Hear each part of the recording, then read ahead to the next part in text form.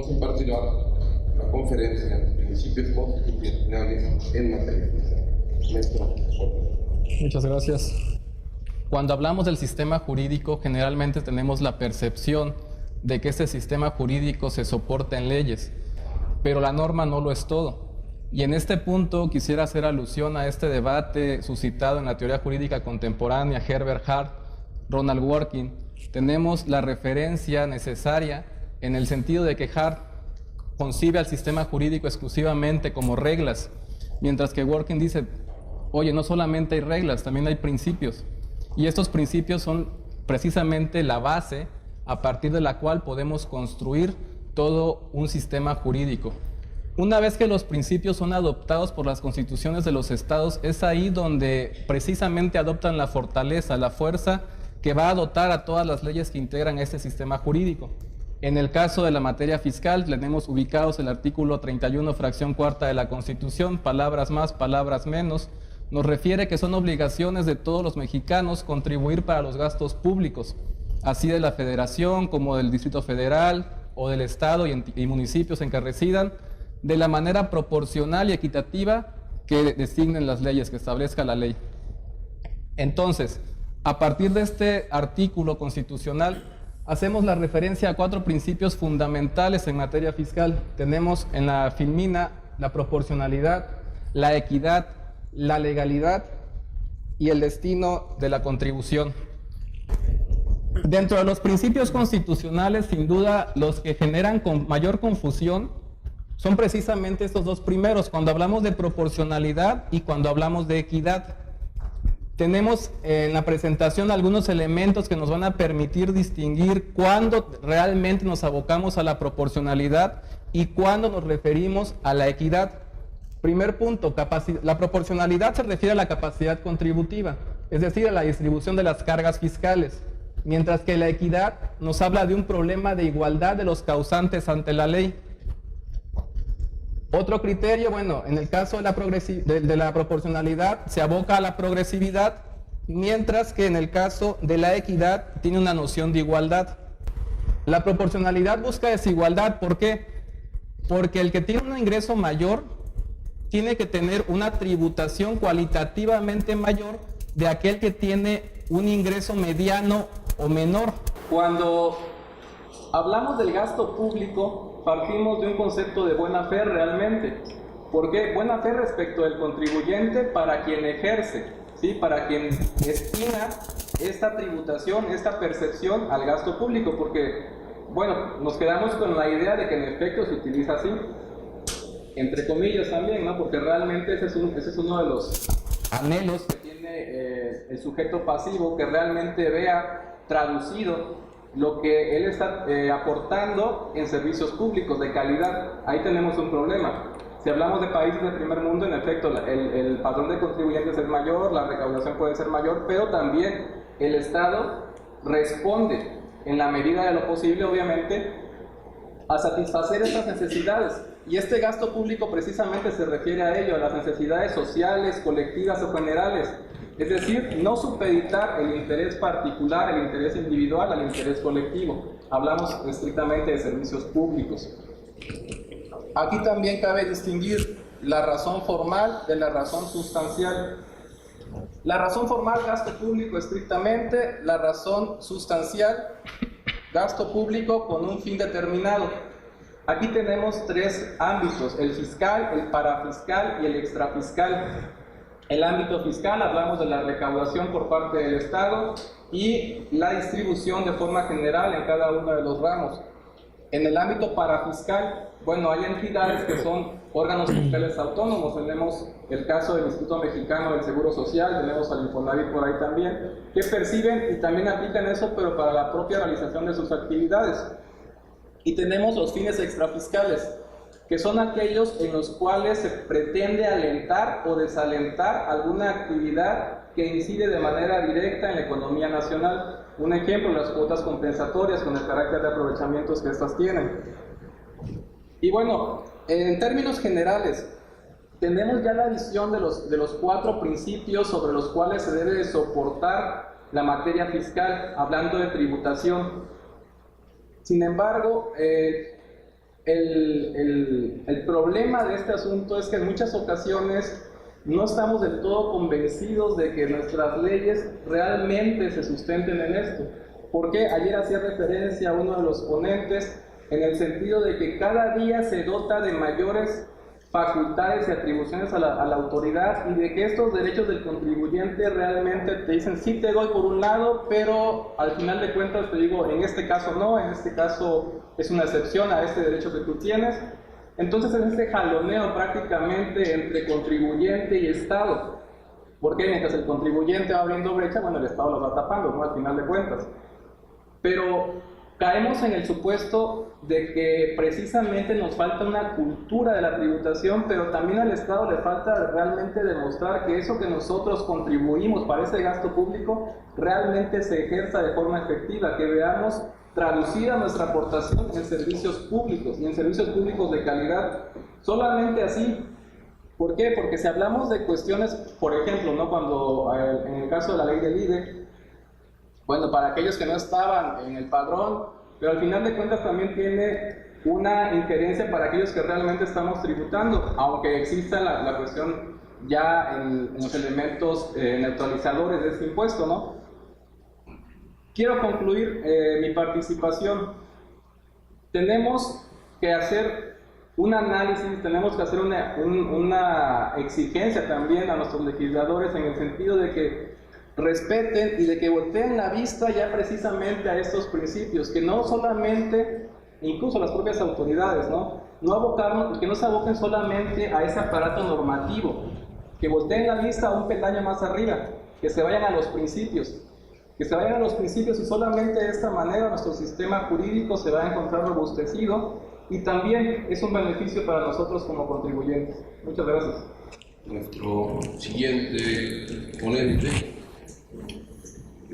dará la ponencia de discrepancia fiscal y lavado de dinero, el doctor Alfonso Ramírez Aguilar. Bienvenido. Gracias. Discrepancia fiscal. ¿Qué cosa es discrepancia fiscal? Si entendemos primero el concepto y que nos sugiere la definición la Real Academia Española, de la lengua española, discrepar es diferenciarse una cosa de otra, estar en desacuerdo. Eso es lo que entendemos por discrepancia. Ahora, en materia fiscal, por favor, la siguiente. Entendemos cuando hay erogaciones que superan a los ingresos que tenemos reportados ante la autoridad. Y son tres pasos fundamentales que sigue la autoridad. Uno es, determinan que si tenemos ingresos reportados al SAT, los compara con las erogaciones que ella pudo encontrar o fiscalizar, y de ahí determina si las erogaciones son superiores a los ingresos, existe una discrepancia. Si no se comprueba el origen de esa discrepancia, nos dice va a ser un ingreso del capítulo 9, que son otros ingresos de las personas físicas. También nos dice que los préstamos y donativos que no declaremos serán ingresos omitidos o ingresos del capítulo 9. De ahí determina la autoridad una liquidación del crédito y ya tenemos formalmente un crédito fiscal si no se impugna. Y entramos en el supuesto. Impugnamos, pagamos. ¿Qué pasa si no impugno, si no pago? ¿Se puede convertir un delito fiscal, la discrepancia fiscal? Pues precisamente ese es el tema que vamos a terminar el día de hoy. ¿Qué vamos a entender como erogación? También el 107 nos dice que vamos a entender como erogación. Y nos dice que los depósitos en cuentas bancarias se van a entender que son erogaciones. Incluso, entre otros, ¿verdad? Los gastos y las adquisiciones de bienes. Que ahorita ustedes saben que cada vez que vamos a comprar, ya las empresas están emitiendo facturas electrónicas. Y el emitir facturas electrónicas quiere decir que cada compra que nosotros vamos a realizar, inmediatamente la autoridad sabe cuánto estamos gastando. Si vamos a depositar en el banco, la autoridad sabe cuánto estamos manejando en nuestras cuentas bancarias a través del IDE.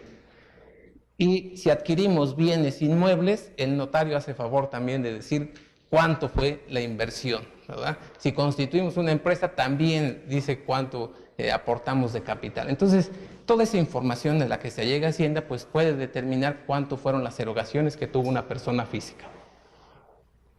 Si una persona física, estando obligado a presentar su declaración, no la presenta, el artículo 107 considera que se presentó como si no hubiera tenido ingresos.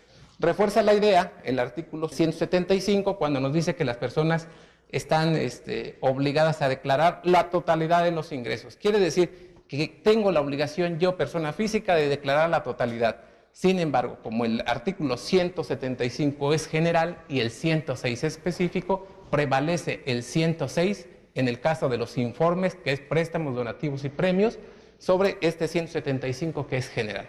Quiere decir entonces que el principio sería, sobre la ley general prevalece la ley especial. Es el caso del 106 con el 175 relacionado con el 109. El siguiente, que es lavado de dinero. Muy bien. Es muy interesante, vean ustedes, porque esta figura de lavado de dinero, si ustedes recuerdan a personajes como Al Capone, pues realmente, ¿por qué no lo agarraron por el tráfico del whisky? Ni por la protección que vendía. ¿Por qué lo agarraron? Precisamente por un tema fiscal. Hay otro caso de corrupción, pero esto ya, vean ustedes cómo cada vez están saliendo más a la luz. De repente una persona, esto nada más se los dejo, no quiero que tomen la idea, pero vean ustedes cómo se da el proceso de lavado de dinero. Esto es el caso de supuesto de corrupción denunciado por el PAN. El día de ayer salió a la luz un inmueble del candidato del PRI en Avenida Reforma de la Ciudad de México, el cual compró en 10 millones de pesos y ahora vende en 5 millones de dólares. ¿Qué hicieron ahí? ¿O qué están haciendo ahí? Piénsenlo, por favor. Pero imagínense ustedes que yo vendo mi casa. ¿Grabo impuestos o no grabo impuestos? Ahí se los dejo. Pasamos al siguiente. El 108, primera parte, nos establece que es el delito de defraudación fiscal. Y en uno de los párrafos del 108 dice: el delito de defraudación fiscal y el delito previsto en el 400 bis del Código Penal Federal se podrán perseguir simultáneamente. Se presume cometido el delito de defraudación fiscal cuando existan ingresos derivados de operaciones con recursos de procedencia ilícita. Y ahí está la parte de análisis que debemos de hacer. El delito de defraudación fiscal y el delito previsto en el 400 bis del Código Penal Federal se podrán perseguir simultáneamente. Pregunta: ¿el delito de defraudación fiscal es el que se encuentra previsto en el primer párrafo del 108? En el primer párrafo del 108. Entonces, delito de defraudación fiscal, quien con uso de engaños o aprovechamiento de errores omita total o parcialmente el pago de una contribución. Ahí está. Ahora, la discrepancia fiscal es lo mismo que defraudación fiscal. Si no lo es, no tiene por qué perseguirse simultáneamente. Entonces, una cosa es discrepancia fiscal y otra cosa es el lavado de dinero. Pero la siguiente parte dice: se presume cometido el delito de defraudación fiscal cuando existan ingresos derivados de operaciones con recursos de procedencia ilícita. Esto viene de revés. Dice que si primero encontraste un delito de defraudación fiscal del 108, primer párrafo, lo puedes seguir también por el 400 bis, que es lavado de dinero. Y viceversa. La siguiente parte dice que una vez que yo ya encontré recursos de procedencia ilícita, presumo que también hay un delito de defraudación fiscal. Pero el delito de defraudación fiscal fue el que mencionamos hace un momento, que establece el 108 en su primer párrafo.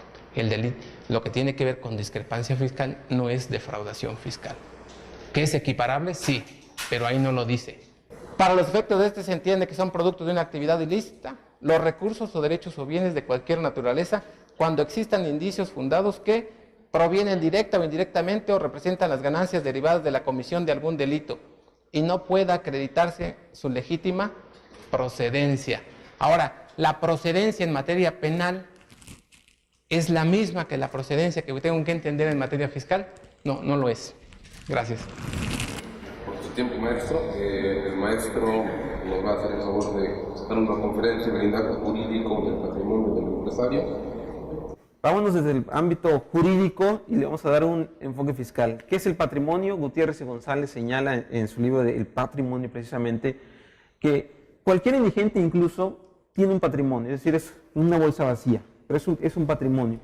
Otros autores dicen que es el conjunto de bienes y derechos y también pasivos susceptibles de cuantificar. Eso es el patrimonio. ¿Quién puede obtener un patrimonio y hacerse de algo? Fácil, cualquiera que esté activa en la vida social, en la vida económica. olvidémonos de los ninis, de que ni estudian ni hacen nada, ¿verdad? Ellos, es muy difícil que puedan hacer un patrimonio. Los que están activamente en la economía nacional son aquellos que pueden hacerse de un patrimonio. ¿Cómo podemos modificar nuestro patrimonio? ¿Cómo podemos aumentarlo? Ya decían, voy a obtener algunos datos que han dicho mis colegas en materia constitucional, en la parte de la legalidad y en la parte de discrepancia, porque al final de cuentas, esta charla es cómo blindar nuestro patrimonio. Bueno, podemos modificar nuestro patrimonio a través de transmisión del dominio, a través de compra-venta, a través de copropiedad, a través de usufructos, a través de comodatos, a través de fideicomisos, a través de donativos. Y lo importante de todas estas figuras que le acabo de comentar es hacerlo conforme a lo señalan las leyes, aprovechar también los beneficios que dan las distintas normas impositivas que tenemos aquí en México. Ahora, al lado de esta materia fiscal, miren, es tan difícil, como dije al inicio, hacerse un patrimonio que todo lo tenemos que proteger. El maestro José Manuel Morita Cancino, que es expositor también de esta casa de estudios, es un experto en materia de intangibles. Y en una de las clases que soy honrosamente alumno de él, comentaba, ustedes como profesionistas tienen un activo intangible muy valioso, sus conocimientos. Los conocimientos que tenemos cada uno de nosotros, la experiencia que adquirimos a través de la vida, a través del trabajo, son susceptibles de cuantificar. Y el maestro Corrado no me podrá dejar mentir que es próximo a ser corredor público, que él es el corredor público, el experto de cuantificar todos esos activos intangibles.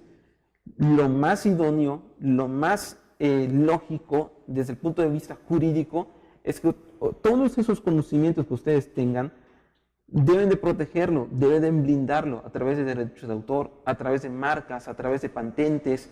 Imagínense ustedes cuánto vale la marca de Coca-Cola. Probablemente en el capital contable, el capital sea casuístico, 1 millón de pesos. Capital contable, pero para venderlo, quieren vender la marca. ¿Cuánto no valdrá la marca de Coca-Cola? Millones de pesos, millones de pesos. Estoy viendo que una nota que acaba de comprar Coca-Cola, una marca de Brasil, en una cantidad estratosférica de muchos ceros a la derecha. Entonces, aquí lo importante, señores jóvenes, como comenté al inicio, es proteger todo el patrimonio a través de distintas figuras que señalan las normas jurídicas mexicanas. Uno de los instrumentos que tenemos en nuestra materia, en el Código Civil, es la sucesión. Es la sucesión para poder proteger el patrimonio. Señores, en el mes de septiembre estamos a escasos 2 meses y días, que es el mes del testamento. Aún así no estemos pensando en morir, aún así estemos jóvenes, hay que proteger el patrimonio a través del testamento. En el mes de septiembre yo creo que sale casi regalado hacer el testamento. Pero créanme, podemos proteger el patrimonio y podemos prevenir problemas familiares. Hay un dicho, ¿quieres una familia a dividir? Por tus bienes a repartir. Señores, es importante prever todas estas situaciones desde el punto de vista patrimonial de la familia. Atención, otro aspecto que podría mencionar también, cómo proteger el patrimonio, no lo echen a saco roto lo que voy a comentar, a través de sociedad de responsabilidad limitada. Esta figura jurídica, que es mi tercer libro que estoy trabajando en estos momentos, la sociedad de responsabilidad limitada en México, estamos abordando temas patrimoniales y que estamos enfocándonos a que el día de hoy en el sistema jurídico mexicano es la sociedad por excelencia la mejor. La mejor. No voy a abordar más en este tema, pero se los dejo ahí en el tintero para que ustedes puedan analizar e investigar un poquito más de esta materia. Otra forma de poder proteger el patrimonio, señores, sin lugar a dudas ustedes ya lo conocen, a través del patrimonio de la familia, patrimonio familiar que está concebido en el Código Civil Federal y en el Código también local.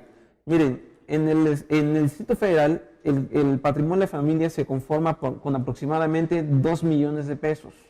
Aquí en el estado de Chiapas lo conformamos cerca de 220,000 pesos.